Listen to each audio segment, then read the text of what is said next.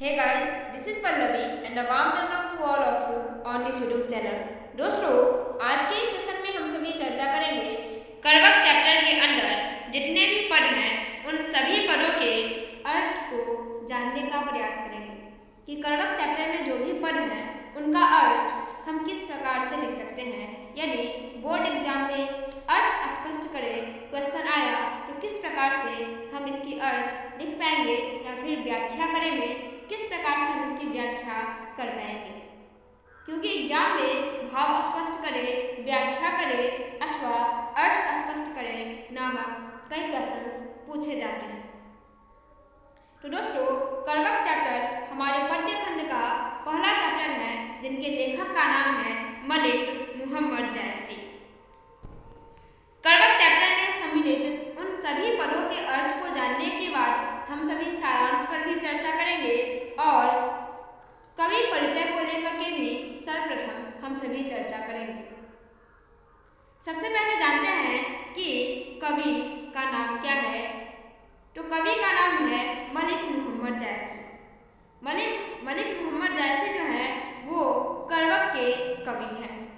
कवि परिचय पर यदि चर्चा की जाए तो जैसी जी निर्गुण भक्ति धारा के प्रेमी मार्ग शाखा के प्रमुख कवि हैं, जिनका जन्म मलिक मोहम्मद जैसी जी का जन्म 1492 ईस्वी को हुआ था उत्तर प्रदेश में। कब्र अमेठी उत्तर प्रदेश में उनका जन्म हुआ था 1492 ईस्वी को और 1548 ईस्वी के अनुमानतः उनकी मृत्यु भी हो गई थी। मलिक मोहम्मद जैसी जी के पिताजी का नाम मलिक शेख ममरेज है अथवा मलिक राजे अशरफ के नाम से भी हम उन्हें जानते हैं। यदि उनके गुरु की बात की जाए तो सूफी संत शेख मोहिनी और सैयद अशरफ जहांगीर उनके गुरु हुआ करते हैं। यदि उनके व्यक्तित्व के ऊपर चर्चा की जाए तो जैसे जी खूब सुंदर नहीं थे, अर्थात कुरूप थे और काने थे। काने से कहने का मतलब है कि बाई आंख और कान से वंचित थे। बाई आंख से वंचित थे और कान से भी वंचित थे तथा चेचक के कारण उनका चेहरा रूपहीन सा हो गया था। जबकि उन्होंने इन तमाम अवगुणों के होने के बावजूद भी उन्होंने 21 रचनाओं का उल्लेख किया था, 21 रचनाओं को लिखा था, जिसमें कुछ प्रमुख रचनाएं पद्मावत, अखरावत, आखिरी कलाम, कहरनामा, चित्रलेखा, कान्हावत इत्यादि हैं। और इनके मृत्यु पर हम बात कर चुके हैं कि 1548 ईस्वी के अनुमान तक इनकी मृत्यु हो गई थी। अब हम सभी आगे चर्चा करते हैं जो कि एक मोस्ट इम्पॉर्टेंट ऑब्जेक्टिव क्वेश्चन है। यदि आप इसे VVI भी कर लीजिए तो गलत नहीं होगा कि मलिक शेख जैसी जी को किस कवि के नाम से जाना जाता है। तो प्रेम के पीर के कवि के नाम से जैसी जी को जाना जाता है। इस पाठ में दो करवक हैं, एक और दो करके दो करवक हैं। पहला करवक पद्मावत के प्रारंभिक छंद और दूसरा करवक पद्मावत के अंतिम छंद से लिया गया है। प्रथम करवक में कवि अपने रूपहीनता और एक आंख से अंधेपन के बारे में बताते हैं। वह अपने रूप के बारे में अधिक नहीं बताते। वह कहते हैं कि रूप मायने नहीं रखता, गुण मायने रखता है और गुणों की ओर अपना ध्यान खींचते हैं, रूप की ओर ध्यान खींचने के बजाय। जबकि द्वितीय करवक में कवि कहते हैं कि काव्य और उनकी कथा सृष्टि के बारे में कवि बताते हैं। वह कहते हैं कि मनुष्य मर जाता है लेकिन उनकी कीर्ति सुगंध पीछे रह जाती है। अर्थात मनुष्य जिस प्रकार का कर्म करता है उसका नाम उसके मर जाने के बाद भी उसी कर्म के वजह से लिया जाता है। हम सभी अब करवक 1 पर चर्चा करेंगे कि करवक 1 में कौन सा पद है और उन पदों का अर्थ हम किस प्रकार से लिख सकते हैं। तो चलिए अब हम सभी चर्चा करते हैं पद 1 के बारे में, जो कि करवक 1 है। हमारा सबसे पहला जो करवक का लाइन है वो कुछ इस प्रकार है कि एक नैन कवि मुहम्मद गुनी सोई बिमोहा जेई कवि सुनी। यहाँ मिस्टेक हो गया है, प्रस्तुत लिखा जाएगा। यहाँ प्रस्तुत पंक्तियां मलिक मोहम्मद जैसी द्वारा रचित महाकाव्य पद्मावत से लिया गया है। कहाँ से लिया गया है?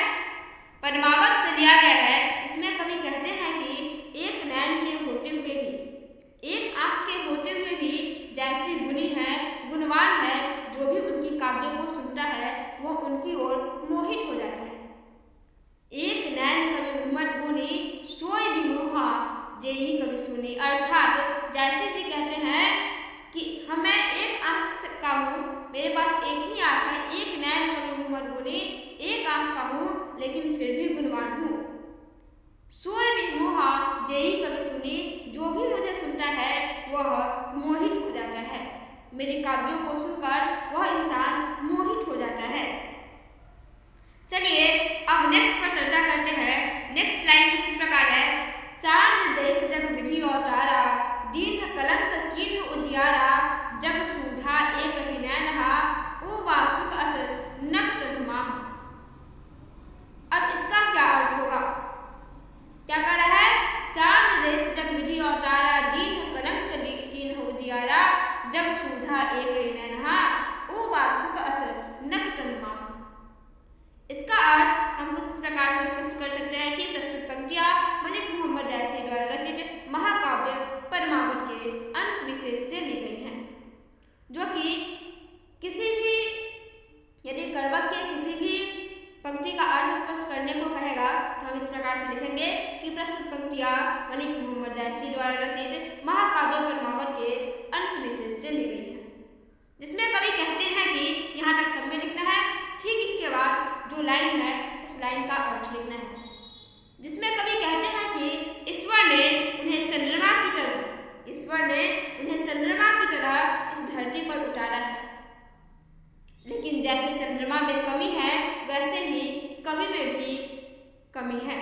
जिस प्रकार से चंद्रमा में कमी है ठीक उसी प्रकार से हमारे कवि में भी कमी है, लेकिन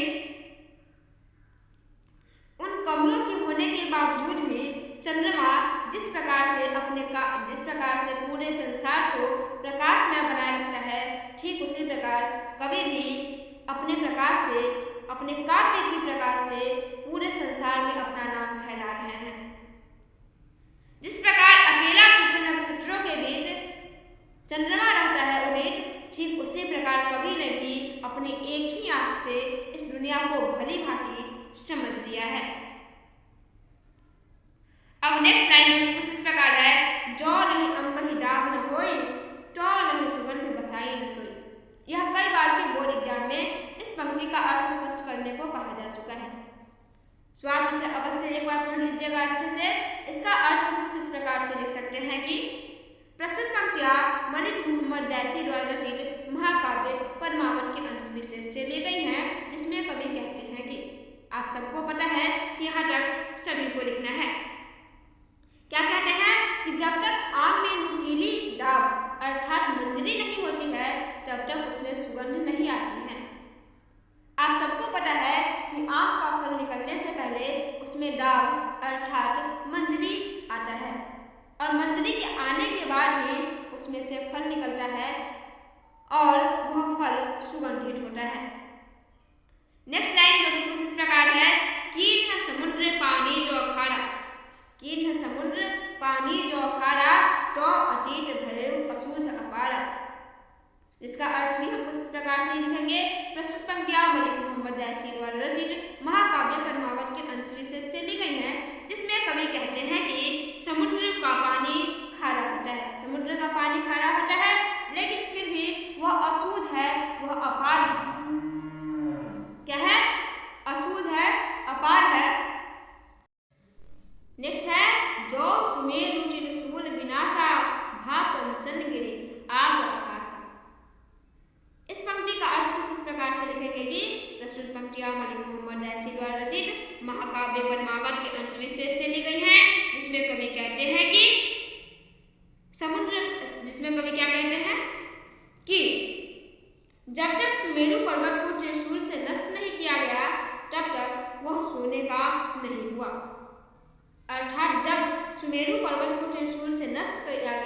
तब वह सोने का हो गया। अर्थात जब सुमेरु पर्वत भी इतना कष्ट झेला है तब वह सोने का हुआ है, तो इंसान क्या चीज़ है, उसे तो मेहनत करना ही पड़ेगा। नेक्स्ट पंक्ति जो कि कुछ इस प्रकार है, जो रही घड़ी कलंक न पड़ा, काच होई नहीं कंचन करा। जिसका अर्थ हम कुछ इस प्रकार से स्पष्ट कर सकते हैं कि प्रस्तुत पंक्तियां मलिक मोहम्मद जैसी द्वारा रचित महाकाव्य पद्मावत के अंश विशेष से ली गई है, जिसमें कवि कहते हैं कि जब तक घेरिया अर्थात सोना लगाने वाला पात्र में सोने को गलाया नहीं जाता है, तब तक कच्ची धातु सोना में परिवर्तित नहीं होती है। क्या है, जो रही घड़ी कलंक न पड़ा, कांच होई नहीं कंचन करा। जब तक सोना गलाने वाले घेरिया में सोना को गलाया नहीं जाता, टपाया नहीं जाता, तब तक सोना नहीं बनता, तब तक उस कच्ची धातु से सोना का निर्माण नहीं होता है। नेक्स्ट पंक्ति है जो कि कुछ इस प्रकार है, एक नैन जस दर्पण औटे ही निर्मल भाव, सब रूपवंत कहीं मुख जो वही कहीं चाओ। इसका अर्थ कुछ इस प्रकार से लिख सकते हैं कि प्रस्तुत पंक्तियां मलिक मोहम्मद जैसी द्वारा रचित महाकाव्य पद्मावत के अंश विशेष से ली गई हैं, जिसमें कवि कहते हैं कि वे एक नैन के होते हुए भी दर्पण की तरह निर्मल और स्वच्छ भाव वाले हैं। कवि के पास एक ही आंख है, लेकिन फिर भी वह दर्पण की तरह स्वच्छ है, निर्मल है, और उनकी इसी गुण की वजह से बड़े बड़े रूपवान लोग भी उनके चरण पकड़कर कुछ पाने की इच्छा रखते हैं। अब हम सभी दूसरे करवक के ऊपर आगे चलते हैं कि दूसरे करवक में किस प्रकार से पद दी गई हैं और उन पदों को हम किस प्रकार से उसका अर्थ लेखन कर सकते हैं। दूसरे करवक का जो पहला पद है वो कुछ इस प्रकार है कि मुहम्मद कवि यही जोरी सुनावा, सुना जो प्रेम पीर गा पावा, जोरी लाई रकट के ले गाढ़ी प्रीति नयन जल से। जोरी लाई रकट के ले गाढ़ी प्रीति नयन हजल भी। इसका अर्थ हम किस प्रकार से स्पष्ट करेंगे, चलिए देखते हैं। प्रस्तुत पंक्तियां मलिक मोहम्मद जैसी द्वारा रचित महाकाव्य पद्मावत के अंश विशेष से ली गई हैं, जिसमें कवि कहते हैं कि अपने काव्य के बारे में कवि बताते हुए यह कहते हैं कि यह काव्य रचकर सुनाया गया है, और जिन लोगों ने भी इस काव्य को सुना है उन्हें प्रेम की पीड़ा का अनुभव हुआ है। मैंने इस काव्य को लिखने में, इस कविता को लिखने में रकट की लेई लगाकर इस कविता को जोड़ा है और गाढ़ी प्रीति के आंसुओं के जल में इसे भिगोया है। चलिए अब नेक्स्ट पर चलते हैं। नेक्स्ट पंक्ति जो कि कुछ इस प्रकार है, ओ मन जान कवित असकिन्हा, मक यह रहम जगत मह चिन्हा, कहाँ सुरतन सेन अस राजा, कहाँ सुबा अस बुढ़ी उपराजा, कहाँ अलाउद्दीन सुल्तानु, कहाँ अलाउद्दीन सुल्तानु, कह राघव जे के न बखानु, कह स्वरूप पद्मावती रानी, कह स्वरूप पद्मावती रानी, कोई न रहा जग रही कहानी। इस पंक्ति का अर्थ हम किस प्रकार से स्पष्ट करेंगे, चलिए देखते हैं। इस पंक्ति का अर्थ हम कुछ इस प्रकार से स्पष्ट कर सकते हैं कि जिस प्रकार से आज इस संसार में ना ही रतन सेन राजा है, ना ही पद्मावती रूपवती पद्मावती रानी है, और ना ही वह बुद्धिमान सुआ है, और न राघव चेतन या अलाउद्दीन है। फिर भी आज उनके यश को हम सभी गाते हैं, उनकी कहानियाँ रह गई हैं जो अमर रूप से रह गई हैं, और आज भी हम उन कहानियों को पढ़ते हैं, उन कहानियों को सुनते हैं, उन्हें याद करते हैं। ठीक इसी प्रकार से कवि का भी यह कहना है कि मैं रहूं ना रहूं, लेकिन मेरी आखिरी निशानी के तौर पर यह काव्य रह जाएगी। इसका अर्थ हम कुछ इस प्रकार से स्पष्ट कर पाएंगे। प्रस्तुत पंक्तियां मलिक मोहम्मद जैसी द्वारा रचित महाकाव्य पद्मावत के अंश विशेष से ली गई है, जिसमें कवि कहते हैं कि मैंने इसका काव्य की रचना यह जानकर की है कि मेरे न रहने के बाद भी यह अमर रह जाएंगे। इस संसार में यह मेरी आखिरी निशानी होगी। अब न वह रतन सेन राजा है, ना ही रूपवती पद्मावती रानी, न वो बुद्धिमान सुआ है और न राघव चेतन या अलाउद्दीन है। आज इनमें से कोई भी नहीं है, लेकिन यश के रूप में इनकी कहानियां रह गई हैं। चलिए अब नेक्स्ट लाइन को देखते हैं और उसके अर्थ को स्पष्ट करने का प्रयत्न करते हैं। नेक्स्ट लाइन है, धानी सोई जस कीर्ति जासु फूल मरै पर मरै न बासु। इस पंक्ति का अर्थ हम कुछ इस प्रकार से स्पष्ट कर पाएंगे कि प्रस्तुत पंक्तियां मलिक मोहम्मद जैसी द्वारा रचित पद्मावत के अंश विशेष से ली गई है। कवि कहते हैं कि वह पुरुष धन्य है जिसकी कीर्ति और प्रतिष्ठा इस संसार में है। जिसकी कीर्ति और प्रतिष्ठा इस संसार में है वह पुरुष धन्य है। ठीक इसी प्रकार से कवि भी चाहते हैं कि जिस प्रकार पुष्प के मुरझा जाने पर भी उसका सुगंध रह जाता है, ठीक उसी प्रकार मलिक मोहम्मद जैसे जी के न रहने के बाद भी उनकी काव्य, उनकी कीर्ति और उनका यश इस संसार में रहे। चलिए नेक्स्ट लाइन की ओर चलते हैं और देखते हैं कि क्या है। नेक्स्ट पंक्ति कुछ इस प्रकार है, केई न जगत जस बेचा केई न लिन्ह जस मोल, जो यह पद कहानी यह सब रै दुई बोल। कोई न जगत जस बेचा केई न लिन्ह जस मोल, जो यह पद कहानी हम सब रै दुई बोल। इस पंक्ति का अर्थ कुछ इस प्रकार से स्पष्ट किया जा सकता है कि प्रस्तुत पंक्तियां मलिक मोहम्मद जैसी द्वारा रचित पद्मावत के अंश विशेष से ली गई है। इसमें कवि कहते हैं कि इस संसार में यश न तो किसी ने बेचा है और न ही किसी ने खरीदा है। कवि कहते हैं कि जो मेरे कलेजे के खून से रचित कहानी को पढ़ेगा वह हमें दो शब्दों में अवश्य याद करेगा। वह हमें अवश्य याद करेगा दुई बोल, अर्थात दो शब्दों में जो भी यह कहानी को पढ़ेगा हमें अवश्य याद करेगा। कुछ इस प्रकार से यह कविता और इस कविता का अर्थ स्पष्ट करना समाप्त होता है। तो चलिए दोस्तों, आज के इस सेशन को यहीं समाप्त करते हैं। तब तक आप सभी अपना ध्यान रखें। Thanks for watching this video till and thank you so much.